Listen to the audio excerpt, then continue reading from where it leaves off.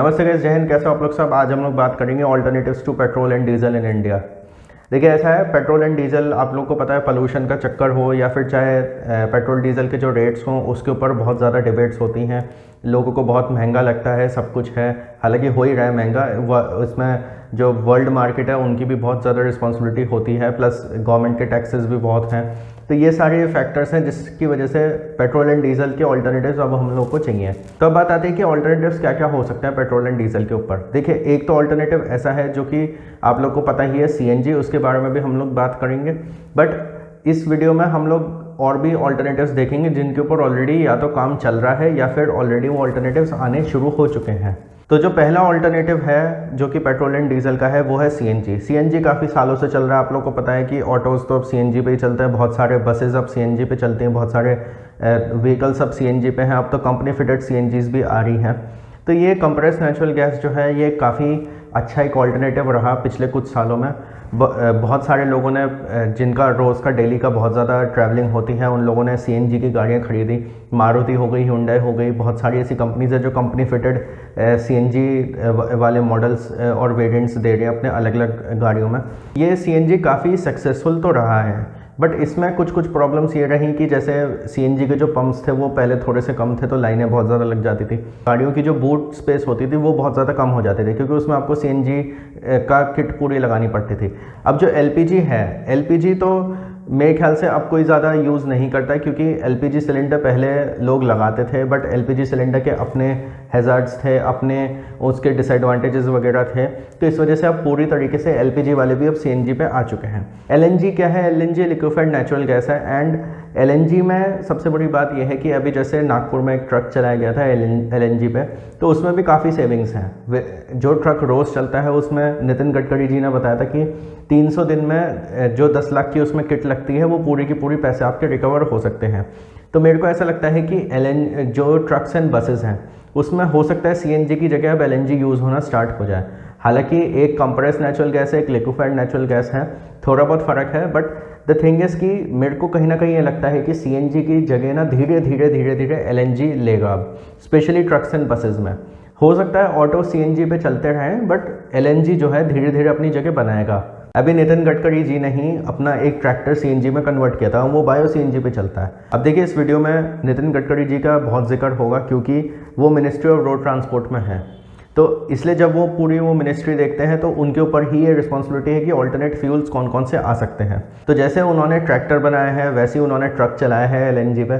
तो ये bio CNG और एलएनजी जो है एक काफ़ी अच्छा ऑल्टरनेटिव रह सकता है। But we have to note this कि भाई ये नेचुरल गैस है, तो नेचुरल गैस जो है इसमें कभी कभी रिजर्व्स वगैरह का भी चक्कर होता है। हालांकि इंडिया में भी बहुत जगह रिजर्व्स हैं, बट ये कहीं ना कहीं आपको देखना पड़ेगा कि ये जो नेचुरल गैस एक्सट्रैक्शन होती है ना उसका यूज़ किया जाता है इसमें।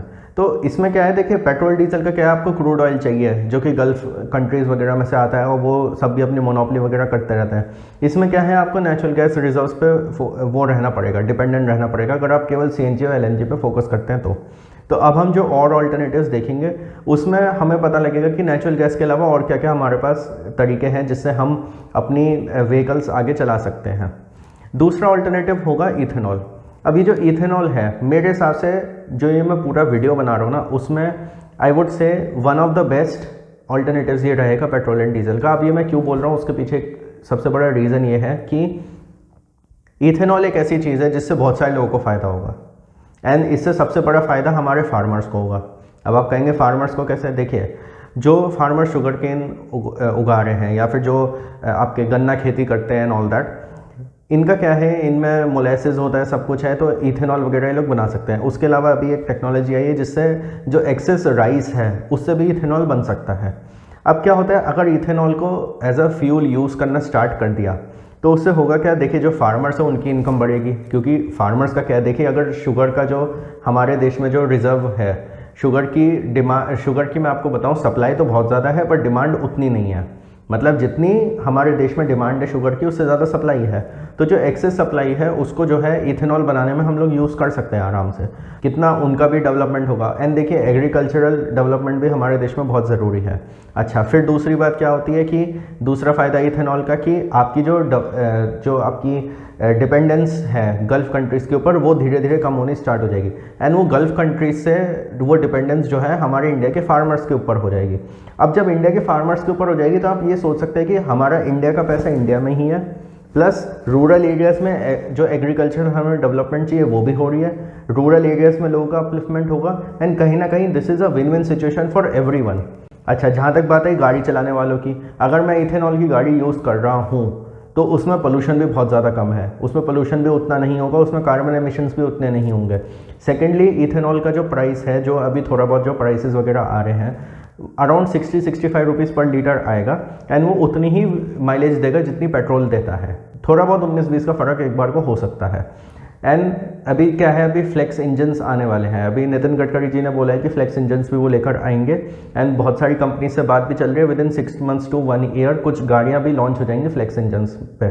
उसका मतलब ये है कि या तो आप 100% पेट्रोल पे चलाइए या आप 100% इथेनॉल पे चलाइए।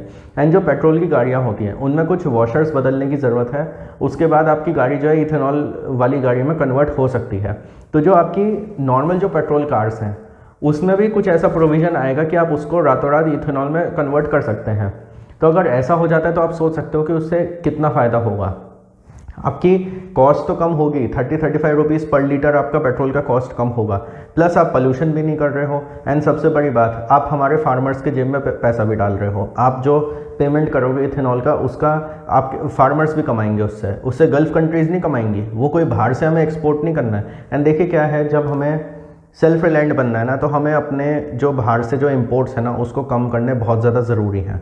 एंड जब बाहर से इंपोर्ट्स हम कम करेंगे ना तो हमारे देश की भी इकोनॉमी आगे जाएगी। एंड अगर ऐसा होता है कि गल्फ़ कंट्रीज़ का काम हमारे देश के फार्मर्स करने स्टार्ट कर दें तो उससे आप सोच सकते हैं कि कितना फ़ायदा हो सकता है हमारे देश को। बहुत तेज़ी से इकोनॉमिक डेवलपमेंट होगा इंडिया का। तीसरा ऑल्टरनेटिव होगा इलेक्ट्रिक व्हीकल्स। अब इलेक्ट्रिक व्हीकल्स में आप लोगों को पता है नेक्सॉन ईवी आती है, टाइगोर ईवी आती है, अभी एल्ट्रॉस का भी ईवी वेरिएंट लॉन्च होने वाला है 6 से 8 महीने के अंदर। उसके अलावा ह्यूंडई ने भी कह दिया कि 2028 तक वो 6 ईवी व्हीकल्स लेकर आएंगे। फिर मारुति ने भी अपने प्लान्स बता दिए हैं, टोयोटा भी लेकर आ रहा है, सब लोग लेकर आ रहे हैं अब अपनी इलेक्ट्रिक व्हीकल्स जो है। देखिए electric vehicles as a concept तो बहुत अच्छा है कि आप जो है बिजली से गाड़ी चार्ज करिए और उसके बाद फिर आप जो है आराम से 200-250, जैसे नेक्सॉन जो है आपका 250 किलोमीटर चलती है एक सिंगल चार्ज पर, तो आप आराम से अपना पूरा ट्रैवल करिए, सब कुछ है। The only problem in electric cars is that कि उसमें जो चार्जिंग टाइम है ना वो बहुत ज़्यादा है। अब देखिए ऐसा है, मैंने जैसे नेक्सॉन ईवी का देखा था। अब जैसे मेरा जो घर है उसमें उसमें जो इलेक्ट्रिक मीटर है वो 9 kV का है, 9 किलोवाट्स का वो लगा हुआ है। अब जो टाटा मोटर्स पे अगर आप जाके कहते हैं कि मेरे को नेक्सॉन ईवी लेनी है, तो टाटा मोटर्स वाले आपके घर में जो वो लगाते हैं चार्जर जो लगाएंगे वो 2 kV का होगा। तो दैट इज़ फाइन कि हाँ भाई चलो ठीक है 2 kV का है। उसकी जो बैटरी है नेक्सॉन ईवी की वो अराउंड 29 या 30 kV की है। मतलब आप मान के चलो कि वो आप 12 से 13 घंटे लेगा पूरा फुल चार्ज करने में।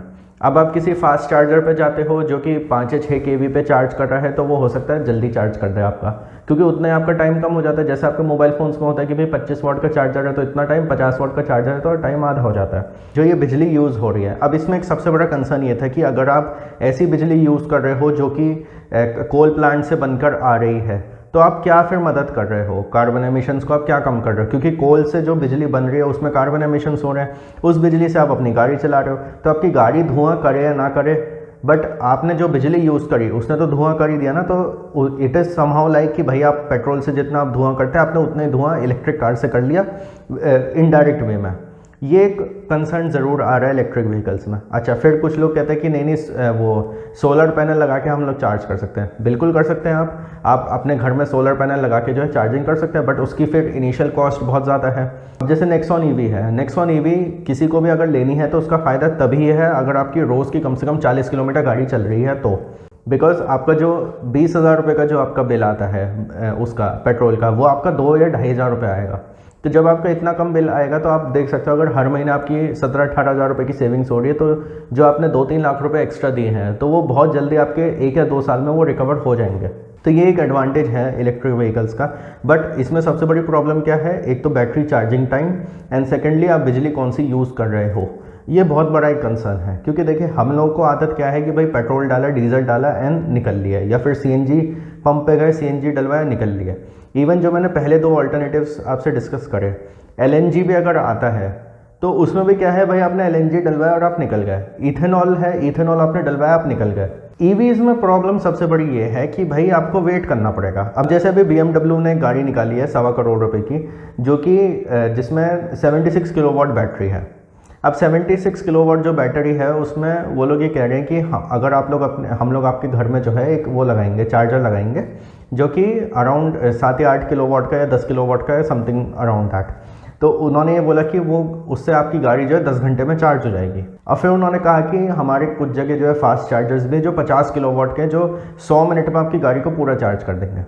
अब देखिए पहली बात तो 50 किलोवाट के चार्जर कहाँ कहाँ मिलेंगे आपको। दूसरी बात, आप at the end of the day अपने घर में ही ज़्यादा चार्ज करोगे, तो अगर आप वो 1.25 करोड़ की गाड़ी भी ले लेते हो तो 7 या 8 किलोवाट में आपको चार्जिंग में तो तब भी 10 घंटे ही लगेंगे। तो ये जो एक चार्जिंग टाइम है ना, ये बहुत ज़्यादा एक इशू है। अच्छा, अब कुछ लोग कहते हैं कि भाई स्वैपेबल बैटरीज हो जानी चाहिए, ये बहुत अच्छी चीज़ है, ये करी जा सकती है। चाइना में तो बहुत सारी कंपनीज करती हैं कि स्वैपेबल बैटरीज जो होती है ना, वो इसका एक ऑल्टरनेटिव हो सकता है कि भाई आप किसी उसमें जाइए, मतलब मान लीजिए जैसे पेट्रोल पंप होता है वैसे आप किसी चार्जिंग स्टेशन पे गए, आपने वहाँ पे उसने जो वहाँ पे ऑपरेटर है उसने आपकी बैटरी निकाली और उसने नई बैटरी लगा दी। ये तो बिल्कुल ऐसा प्रोसेस होगा कि पेट्रोल डीजल की तरह। बट ये जो प्रोसेस है ना, इसमें बहुत सारे बॉटलनेक्स हो सकते हैं। एंड कहीं ना कहीं मेरे को लगता है ईवीज़ में जो सबसे बड़ा इशू रहेगा ना, वो यही रहेगा कि भाई चार्जिंग टाइम। देखिए एक बार को कुछ लोग कहते हैं भाई वो रेंज एंजाइटी वो सब अब धीरे धीरे जा रही है लोगों की। इलेक्ट्रिक चार्जर्स भी बहुत सारी जगह लग रहे हैं। मेन प्रॉब्लम है टाइम। अब कोई BMW की वो गाड़ी लेके भी निकले और 50 किलोवाट के भी चार्जर पे पहुंच जाए तो भी उसको 100 मिनट लगेंगे पूरी गाड़ी चार्ज करने में। हालांकि वो गाड़ी 425 किलोमीटर चलेगी फिर, बट द थिंग इज़ कि 100 मिनट में लगेंगे। अगर आप 425 किलोमीटर के हिसाब से पेट्रोल डलवाते तो आपको हार्डली कितना 5 से 10 मिनट लगते हैं। अगर मैं 40 लीटर मान के चलूँ और आपकी गाड़ी की माइलेज 10 किलोमीटर प्रति लीटर मान के चलूँ, तो आप मान लीजिए कि आपका कितने 5-7 मिनट लगेंगे आपको पेट्रोल डलवाने में। तो वो एक बहुत बड़ा इशू है इसमें अभी इलेक्ट्रिक व्हीकल्स में। इलेक्ट्रिक व्हीकल्स मेरे को ऐसा लगता है, देखिए जो लोग टेकी हैं वो लोग तो ज़रूर खरीदेंगे, बट जब ये इथेनॉल आ जाएगा ना, तो मुझे नहीं लगता कि इलेक्ट्रिक व्हीकल्स पे उतना ज़्यादा फोकस रहेगा। हाँ, स्वैपेबल बैटरीज़ वाले लोग एक बार को सोच सकते हैं, या फिर जैसे मान लीजिए जिसकी बहुत ज़्यादा सेविंग्स हो रही है। क्योंकि देखिए इथेनॉल में भी मैंने एक चीज़ बोली कि 100 रुपये जहाँ लग रहे हैं वहाँ 65 रुपये लगेंगे। अब इलेक्ट्रिक व्हीकल्स उससे भी सस्ता है, क्योंकि इलेक्ट्रिक व्हीकल्स में जहाँ पे 100 रुपये पेट्रोल का लग रहा है आपका एक लीटर में आपके जितनी भी चल रही है, वो आपके 10 या 12 रुपये लगेंगे। मतलब अगर आपका पर किलोमीटर कॉस्ट पेट्रोल डीजल में 7-8 रुपये है, तो आपका वो इलेक्ट्रिक व्हीकल में 1 या 1.5 रुपये आएगा। अब ये एक चीज़ है। तो देखिए ये एडवांटेजेस एंड डिसएडवांटेजेस हैं हर एक फ्यूल टाइप के। फोर्थ पॉइंट होगा ग्रीन हाइड्रोजन। अब ये जो ग्रीन हाइड्रोजन है, ये मेरे ख्याल से इथेनॉल की ही तरह बहुत ही एक अच्छा ऑल्टरनेटिव रहेगा। अब ये मैं क्यों बोल रहा हूँ, क्योंकि देखिए क्या है, अभी नितिन गडकरी जी जो है इसके ऊपर कुछ एक्सपेरिमेंट्स वगैरह कर रहे हैं। एंड अभी उन्होंने जापान से कार भी मंगाई है, वो दिल्ली में जो है पूरा घूम के दिखाएंगे कि ग्रीन हाइड्रोजन की कार कैसे चलती है, क्या है क्या नहीं है।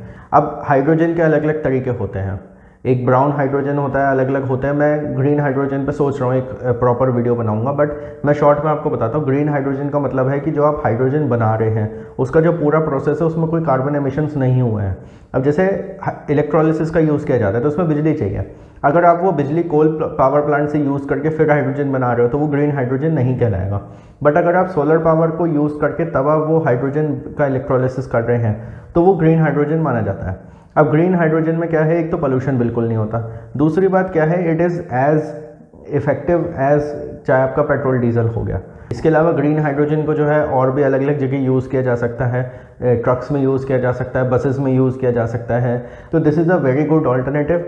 पानी की सप्लाई हमारे देश में बहुत है, हमारे पास इतनी बड़ी कोस्टल एरिया है, सब कुछ है। हम लोग चाहें तो बहुत आराम से बहुत सारा हाइड्रोजन प्रोड्यूस कर सकते हैं। एंड अगर हम लोग ने ग्रीन हाइड्रोजन को अच्छी तरीके से एग्जीक्यूट कर लिया, आप मान के चलिए गल्फ़ कंट्रीज़ की जो मोनोपोली है ना, हम उसको तोड़ देंगे बहुत अच्छी तरीके से। एंड अगर पूरी दुनिया में ग्रीन हाइड्रोजन के व्हीकल्स चलने शुरू हो गए ना, तो India can be a very big exporter of green hydrogen.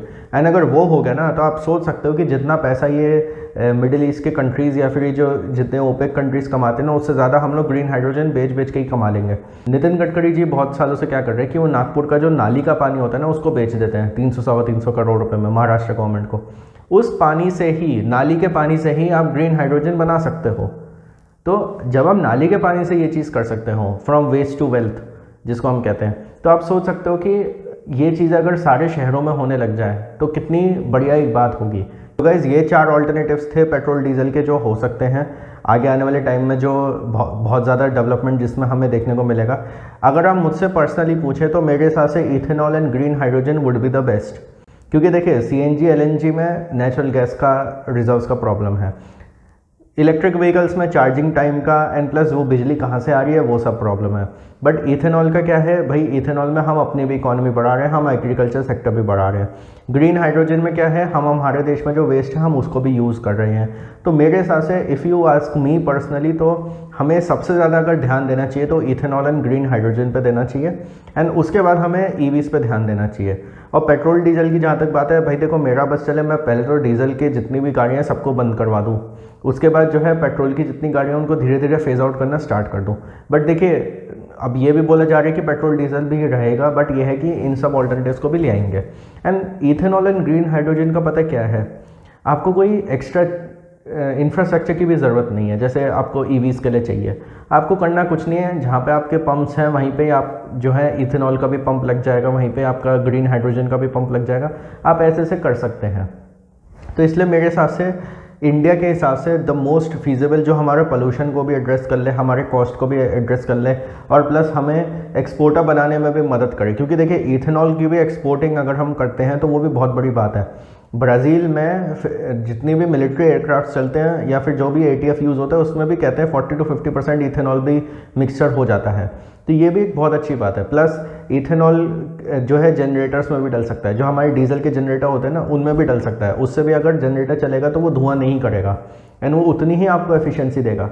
तो ये भी एक बहुत बड़ी बात है। तो मेरे ख्याल से इंडिया को सबसे ज़्यादा फोकस करना चाहिए on ethanol and green hydrogen, उसके बाद EVs पे फोकस करना चाहिए। हालांकि हमें सारे ऑल्टरनेटिव्स चाहिए बिकॉज हर एक का मार्केट है, बट द थिंग इज़ कि ethanol, green hydrogen and EVs, ये तीनों जो ऑल्टरनेटिव्स हैं ये सबसे बेस्ट है। LNG भी अच्छा है, ऐसा नहीं है कि वो बुरा है या कुछ है, LNG and CNG, but I think उसको जो है नंबर 4 पर रखना चाहिए when it comes to prioritising alternatives for petrol and diesel. आपकी इस मामले में क्या राय है? आपको कौन सा ऑल्टरनेटिव इसमें से अच्छा लगता है? आपको क्या लगता है कि कौन सा ऑल्टरनेटिव ज़्यादा इंडिया में सक्सेसफुल रहेगा? आप प्लीज़ मेरे को कमेंट्स में ज़रूर बताइएगा। Like this video, share it with all your friends. Thank you for watching the video.